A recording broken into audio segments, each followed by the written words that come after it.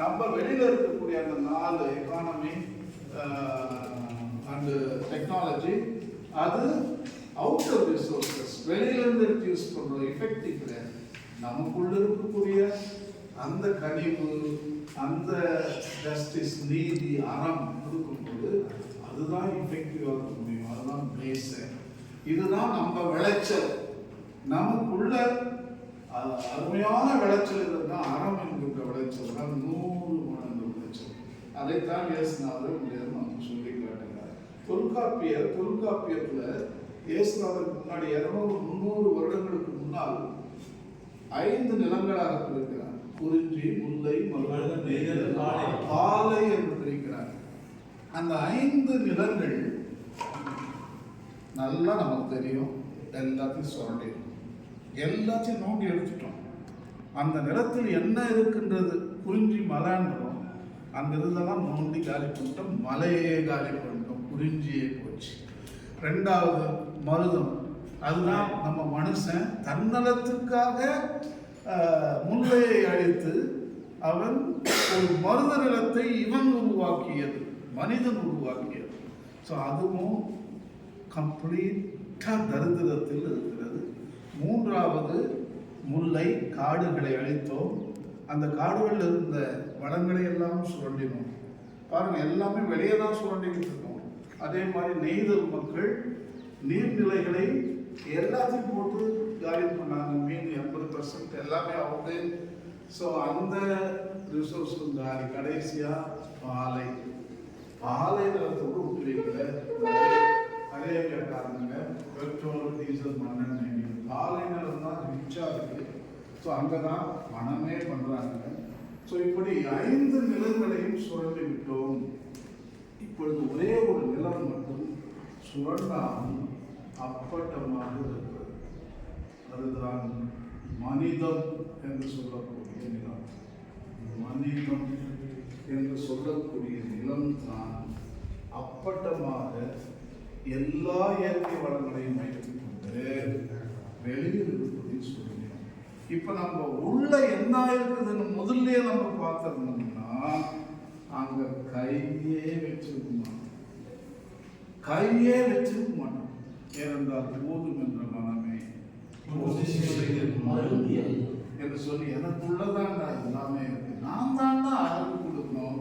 என்னத்தை கொடுக்க போறீங்க? கனிவை கொடுக்க போறீங்க, அன்பை கொடுக்க போறீங்க, பகிர்தலை கொடுக்க போறீங்க, கவனிப்பை கொடுக்க போறீங்க, அது மேல இரக்கம் காட்ட போறீங்க. இதுதான் உனது வளங்கள். உனது நிலத்தில் விளையக்கூடிய அறத்தை கொடுத்திருப்பீர்கள். அப்படின்னு பார்க்கும்போது இயேசுநாதர் சொல்லுகிறார். 6வது நிலத்தை சுட்டி காட்டுகிறாரே, அந்த விதை அங்க போல உன்னுடைய இதயத்துக்குள் துவப்பட்ட விதை. அப்பதான் நிலமாக காட்டுகிறார் ஒவ்வொரு மனிதனையும். You are also a ecosystem.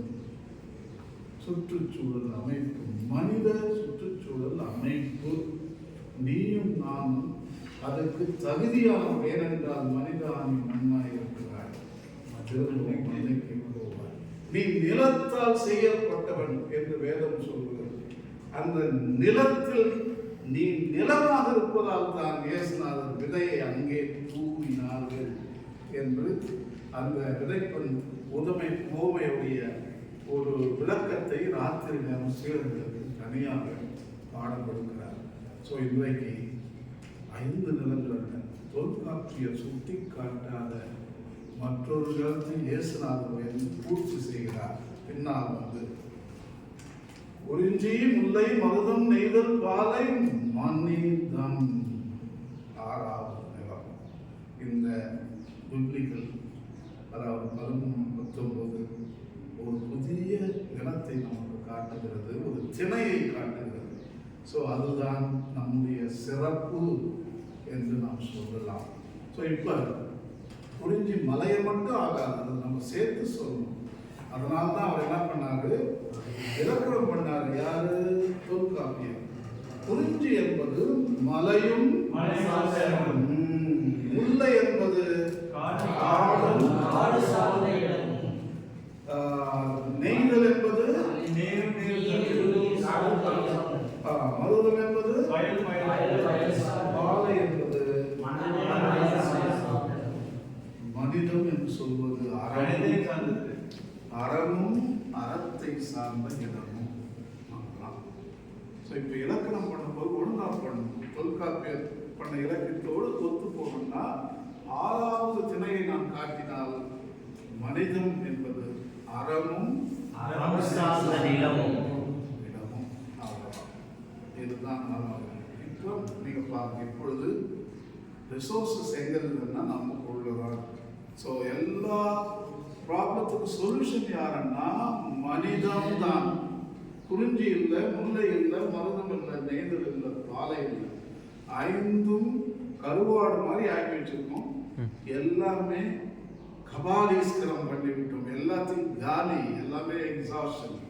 ஒரே ஒரு நிலம் தான் இந்த இடம் ரிசோர்ஸ்ஃபுல், பணக்கார நிலமாக இருப்பது மனிதம். அதனால தான் சொன்னேன், அருள்ராஜ் காங்கிரிகேஷன், உங்கள் டிஎம்ஐ காங்கிரிகேஷன், இது உங்களுடைய பணத்தை சிறப்பு அல்ல, பில்டிங் சிறப்பு அல்ல, எஜுகேஷன் சிறப்பு அல்ல, உங்களுடைய மெட்டீரியல் வெல்த்து அதெல்லாம் ஒன்றுமே கிடையாது. எதில் நீங்கள் சிறப்பாக இருக்கிறீர்கள் என்றால் மனிதம். இந்த இங்கே இருக்கக்கூடிய இந்த மனித அந்த செல்வங்களால் தான் உங்கள் காங்கிரிகேஷன் ஒரு பணக்கார காங்கிரிகேஷனாக இருக்கிறது என்பதை நீங்கள் உணர்ந்து கொள்ள வேண்டும். உங்களிடம் இருக்கக்கூடிய ரிசோர்ஸஸ் அவ்வளவு உயர்ச்சி பெற்றவை என்பதை நீங்கள் புரிந்து கொண்டால்தான் நீங்கள் வருங்காலத்தில் ஒரு மாற்றத்தை கொண்டு வர முடியும். ஸோ நமக்குள்ளதை வச்சு தான் நம்ம வேற வெளியிலிருந்து எந்த சொல்யூஷனும் இந்த உலகத்தை காப்பாற்றாது. மனிதம், அவனுடைய ரிசோர்ஸஸ் தான் இந்த ஃபியூச்சரை காப்பாற்று. ஸோ வரவிச்சா, ஸோ இன்றைக்கு அந்த 3 சப்ஜெக்ட்டுமே நம்ம மனித resources, it's inside as. All those 3 எத்திக்ஸ்ன்றது நம்ம இன்னர் ரிசோர்ஸ். அதை வச்சு தான் நம்ம மற்றதெல்லாம் காப்பாற்றணும். அக்ரேவியன் தியாலஜி பண்ணுறது எத்திக்ஸ் தானே, இப்போ தியாலஜி எத்திக்ஸ் தான். ஸோ எல்லாமே நம்ம உள்ள அறம் மறந்தாதீங்க. ஓகே, இந்த கேள்வி கேட்கப்படும். இப்போ நான் கடைசியாக எடுத்த பாடம் அதுவும் எத்தனை நிலங்களை பற்றி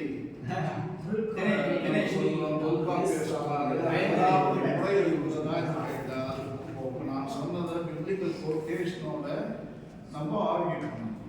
அப்புறம் அப்படி என்னத்த கேட்கும்போது எல்லாமே உள்ள இருப்பாங்க, எல்லாமே எனக்கு இருக்கு, எனக்கு வெளியிலிருந்து எதுவுமே தேவைப்படாது. அது பொல்யூஷன் நம்ம பண்ணிக்கிறோம். வெளியிலிருந்து எடுத்து நம்ம உள்ள கொடுக்கும் பொல்யூஷன் நம்ம தான் ஆகும். நம்ம எடுத்து கொடுக்கும்போது பொல்யூஷனே நம்ம வந்து தூரம் விரட்டணும். பொல்யூஷனே கிடையாது. தர்மம் மீண்டும் சத்திய யுகத்துக்கு நாம் போகலாம். சத்திய யுகா, யுகா, கலியுகா. இப்பொழுது அதர்மம் நடக்கின்ற கலியுகத்தில் இருக்கிறோம். இது முடிந்தவுடன் மீண்டும் சத்திய யுகத்துக்கு போகிறோம். அதாவது அற நிலைநாட்டிய ஒரு யுகம். அந்த யுகம் உங்கள் பார்வையில் இருக்கிறது. உங்கள் பார்வை தான் அந்த சத்திய யுகமாக மாறக்கூடிய வாய்ப்பு இருக்கிறது. அதுதான் நீங்கள் கிரியேட் பண்ண போறீங்க. ஸோ இப்போ விளக்கதாவுடைய பணி சத்திய யுகத்தை உருவாக்குகின்ற ஒரு மனிதமாக நீங்கள் இருப்பதை நான் இங்கே சொல்லி காட்டுகிறேன். எல்லோருக்கும் நன்றி, ரொம்ப மகிழ்ச்சி. ஈவினிங் வந்து நல்லா செய்யுங்க. என்னுடைய வெப்சைட்டில் போய் பாருங்க, புஸ்தகம்லாம் நீங்கள் டவுன்லோட் பண்ணிக்கலாம். ராய்பா கசி என்று நீங்கள் கூகுள் பண்ணாலே போதும், வெப்சைட்டும் வரும். யூடியூப்ல நிறைய டாக்ஸ் இருக்கு ஹியூமன் எக்காலஜி பற்றி. எஸ்பெஷலி இப்போ நான் பேசினேன் ஹியூமன் எக்காலஜி தமிழில் இங்கிலீஷில் நிறையா டாக்ஸ் நான் கொடுத்துருக்கேன் யூடியூப். ஸோ நீங்கள் படிக்க நிறைய டாக்ஸ், லேண்டை பற்றி, வாட்டரை பற்றி, லவ்தாத்தோசி டாக்ஸ், எங்கேயாவது 1000 டாக்ஸ் மேலே இருக்குது. தமிழ்லேயும் இருக்குது, இங்கிலீஷ்லேயும் இருக்குது. சிலப்பதிகாரம், மற்ற காப்பியங்கள், எக்கோத்தியாலஜி பண்ணும்போது அவையெல்லாம் நான் கொண்டு வந்து எக்ஸ்பிளைன் பண்ணியிருக்கேன். உங்களுக்கு வந்து எங்கேயாவது சான்ஸ் கிடைச்சதுன்னா நீங்கள் பாருங்கள் யூடியூப். சரியா? All right, wonderful, let's go.